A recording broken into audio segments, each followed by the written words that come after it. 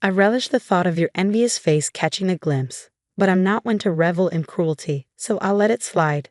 It might be rather awkward for you to witness me, so why not take shelter in the bathroom or some other secluded corner? She let out a raucous laugh through the phone, taunting me mercilessly. I hold nothing but contempt for this woman, more than anyone else in the world. No, in the entire universe. 13 years ago, she stole my husband from me.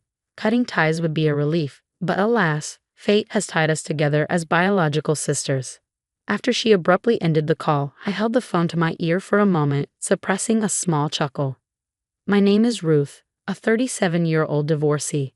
My marriage crumbled within a mere 6 months, all thanks to the scheming actions of my own sister. I have an identical twin named Rachel. Our resemblance is uncanny, often leading even our closest friends to mistake us for one another. However, despite our similar appearances, our personalities couldn't be more different. I tend to be reserved, while Rachel is assertive and bold. I excelled in academics, while Rachel thrived in sports. Rachel has a habit of speaking her mind without filter, often criticizing even my choice of attire with remarks like, "How could you wear something so unstylish? People will think I lack style too because we're twins." That would be dreadful. Our tumultuous relationship isn't confined to our home. Rachel has a knack for stirring up trouble wherever she goes. During our school days, I frequently found myself harassed by girls from other schools because of her antics.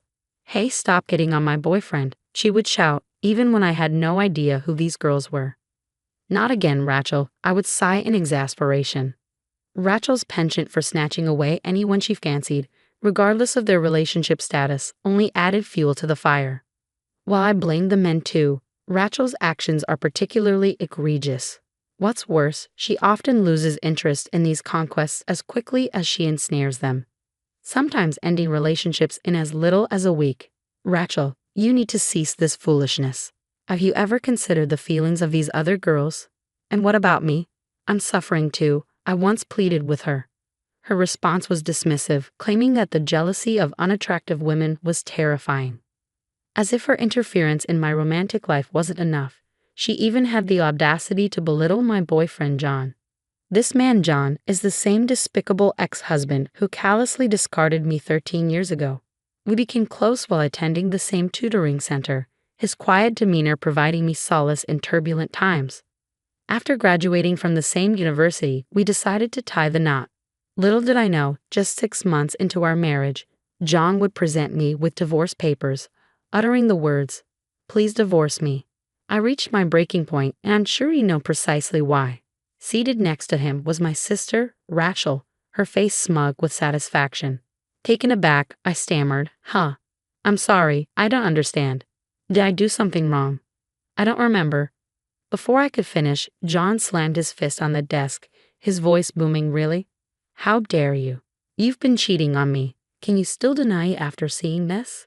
He thrust several pictures onto the desk, capturing a man and a woman entering a hotel together. To my shock, the images portrayed my sister, Rachel, entering a hotel with a man I didn't recognize. I couldn't comprehend what my ex-husband was accusing me of. No, this is Rachel. It's not me," I exclaimed. Rachel burst into tears, confessing, "I can't keep lying to you, John." John's expression softened as he turned to Rachel, thanking her for her honesty. I was left bewildered, unsure of what was happening. Then John directed his accusatory gaze back to me, launching into a fabricated tale that bordered on the absurd. According to him, I had been cheating on him, disguising myself as Rachel to deceive him. He had fully bought into this ludicrous narrative spun by my own sister. Furious, I responded to my ex-husband, "Are you serious, John? You've been with me for years, and you believe my sister, whom you've known for only a few months? Are you in your right mind? Are you an idiot?" My calm retort seemed to infuriate him further, leaving him only capable of glaring at me in response. To my astonishment, Rachel had the audacity to flirt with John. "Though you share the same face, your personalities couldn't be more different," she remarked, shamelessly attempting to charm him. "You're not charming at all." Rachel always listened to my grievances with a smile. She's so patient. I couldn't wrap my head around what I was hearing. Rachel's tears seemed so artificial, and behind them, I could sense her smug satisfaction.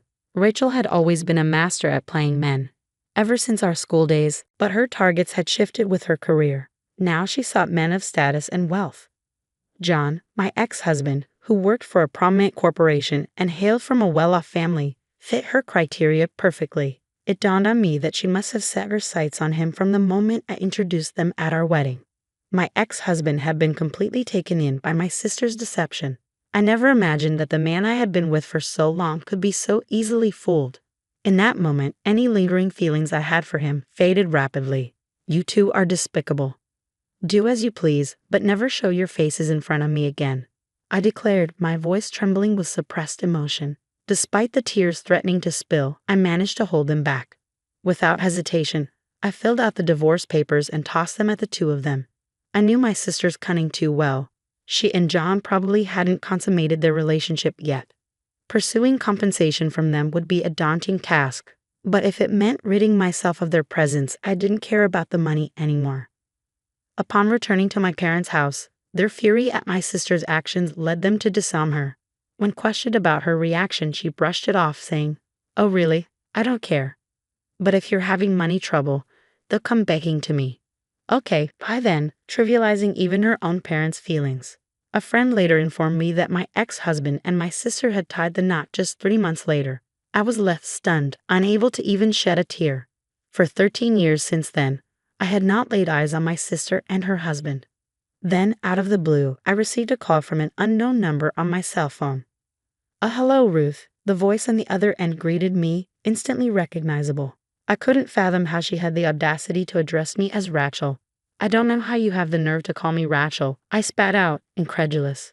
Rachel chuckled in response, her tone lacking any semblance of remorse. "Are you still holding a grudge? You're always so gloomy, Ruth. But anyway, I have a favor to ask," she continued, her words dripping with nonchalance. "I'm pregnant. Oh, and the father is John, whom you love so dearly. Haha. So I thought you could be the one to break the news to our parents about their first grandchild, since they won't listen to me." Her brazenness left me speechless. "What reason do you have to be so cheerful when you've been disowned?" I retorted, my frustration simmering beneath the surface. But Rachel simply laughed it off, as if my words were inconsequential. "How many years has it been?" 13 years, I believe. "You're probably still living alone in our parents' house, nursing your grudges," she taunted. "Well, I'll be the one to give them a grandchild instead of you." Rachel had always possessed a knack for getting under people's skin. "I'd love to witness your envy, but I'll spare you the sight. It would be too pitiful," she added, her laughter echoing through the phone. "It'll be awkward if you see me, so why don't you hide in the bathroom or something?" With that, she abruptly ended the call, leaving me to stew in silence. I held the phone to my ear for a moment longer, chuckling at the absurdity of it all. When the weekend arrived, I was lounging in the backyard when my phone rang again.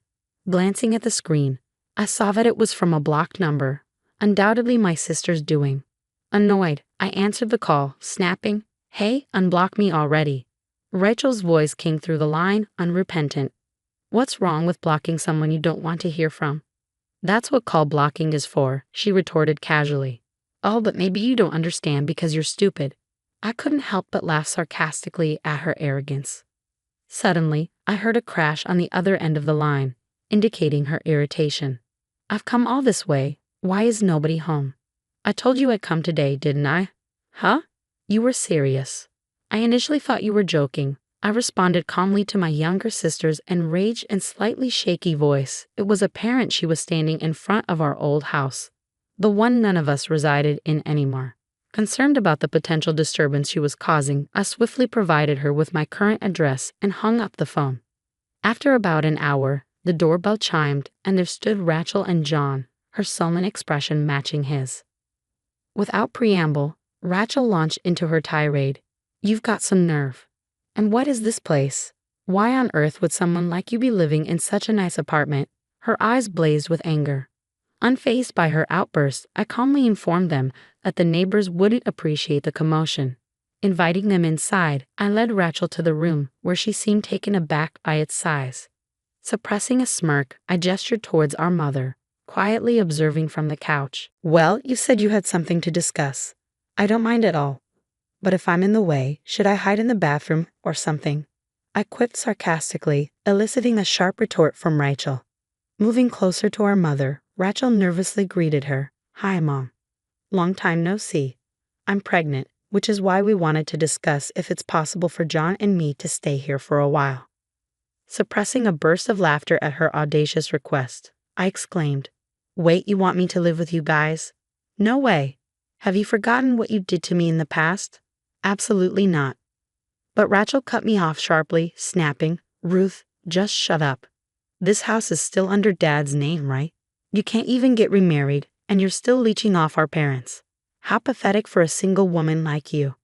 With a smug grin, Rachel declared, "Great job taking care of our folks. From now on, John and I will live here and take care of them. So can you leave? Oh, and where's Dad? Is he at work?" I had reached my limit, but it was our mother who spoke up first. With quiet solemnity, she informed us, "Dad's gone. He passed away." Those few words hung heavily in the air. My parents were always serious people, and despite my divorce 13 years ago, they had always apologized to me, even though it was Rachel's fault. My father, in particular, used to express regret, saying, "Maybe it was my fault for not raising her better. I'm sorry, Ruth. I'm really sorry."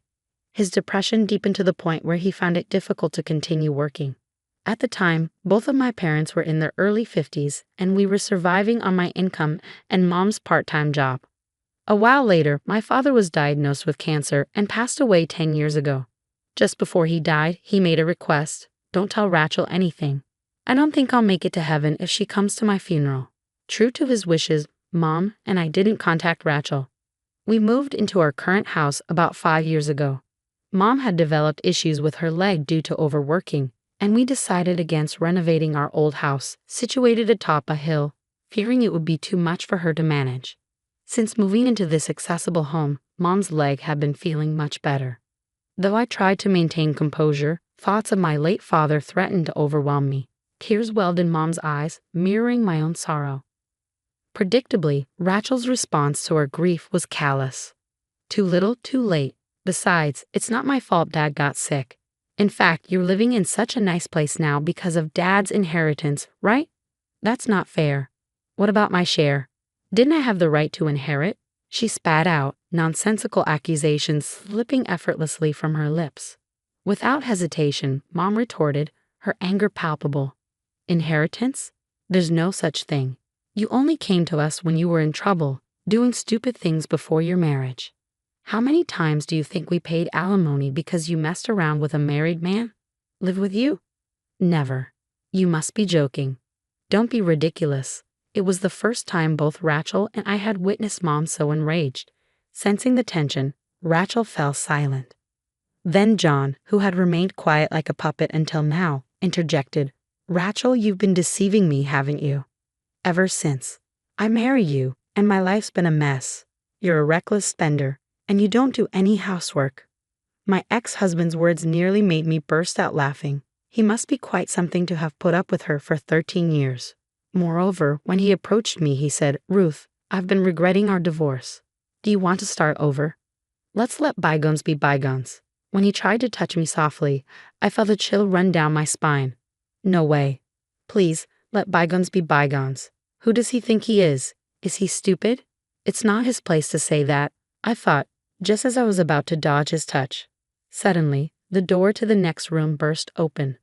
"Could you not touch her with your dirty hands, please?" a man exclaimed as he appeared, catching both of us off guard.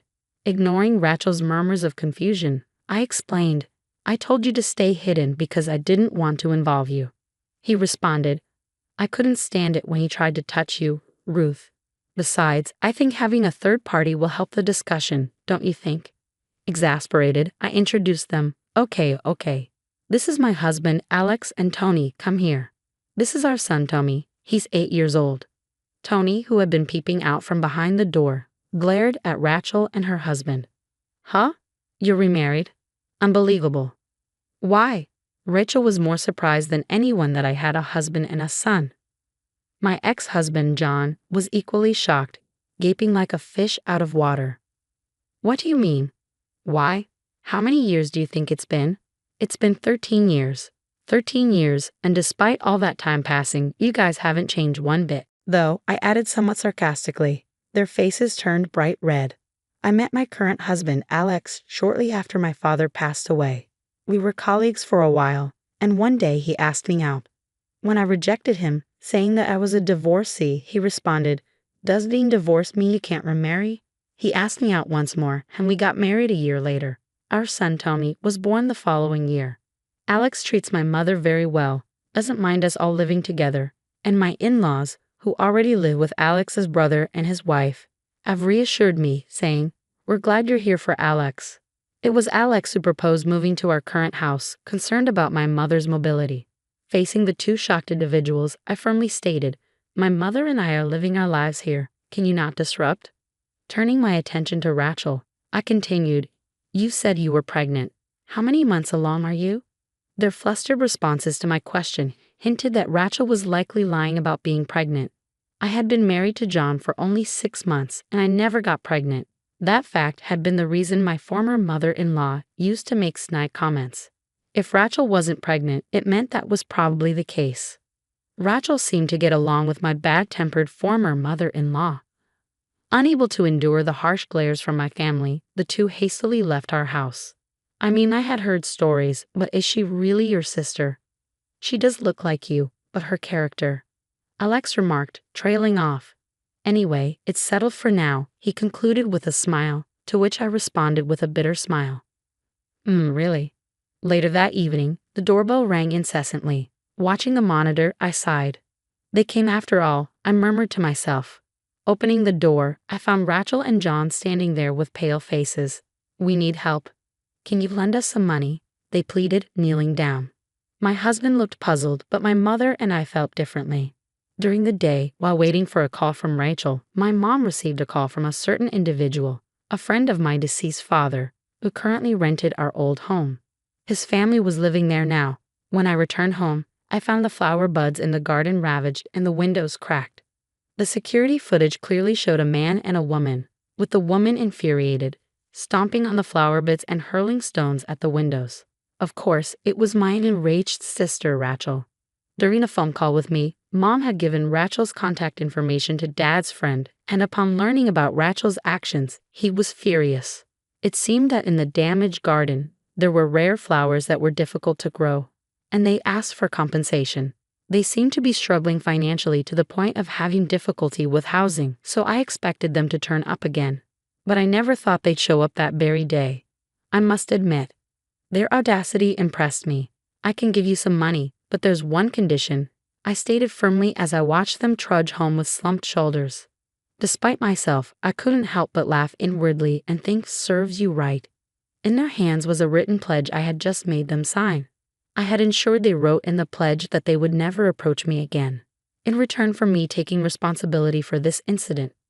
But Rachel is still my sister by blood. It's hard to completely cut ties with her. There may come a time when she'll use the power of the authorities to approach me. When that time comes, I'm prepared to fight using the audio recordings I secretly made 13 years ago. This time as evidence. Because you see, I have no intention of forgiving my sister and her husband anytime soon. Later, a friend told me that my ex-husband had immediately resigned from the big corporation after our divorce and started working as a staff member in a fortune-telling establishment run by my former mother-in-law. Because they were family, he was paid a high salary, and he and my sister seemed to have been living a life of luxury. However, a few months ago, my former mother-in-law suddenly passed away from illness, and my ex-husband, who had no talent for fortune-telling, took over as her successor. But the establishment quickly closed down.